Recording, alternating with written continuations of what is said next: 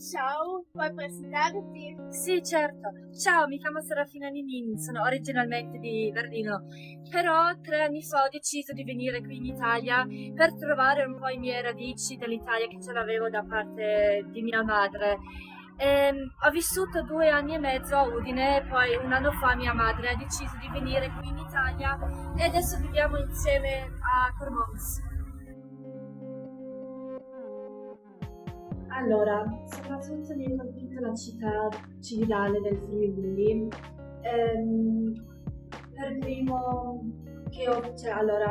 quando sono venuta in Italia, una delle mie prime città che ho fatto capito è stata Cividale, dove ho conosciuto la vera e propria storia di Cividale e poi un'altra emozione che sento quando penso a Cividale è il Ponte del Diavolo, perché nel 2021 mia madre mi ha chiesto di fare una passeggiata a Cividale, che era una delle nostre città preferite.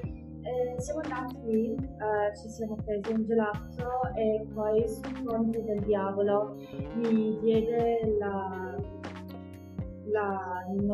notizia che lei viene in Italia per vivere insieme con me.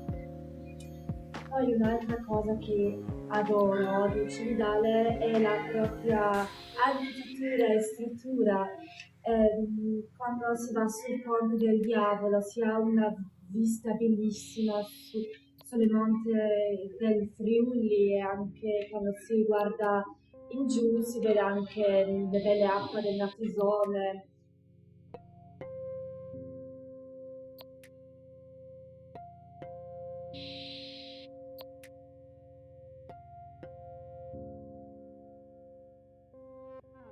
Ha proprio una bellissima architettura anche dentro la città, ci sono le case, le palazze bellissime, vecchie.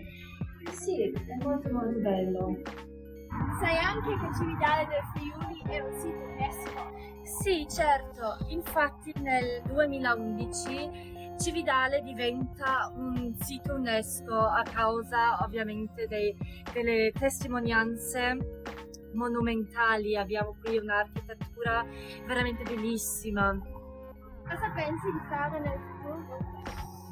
Allora, per me è sicuro di fare qualcosa con le lingue, il turismo, mi piace lavorare con la gente, anche con i bambini. Non ho ancora veramente deciso, però il mio viaggio sarà qualcosa con le lingue.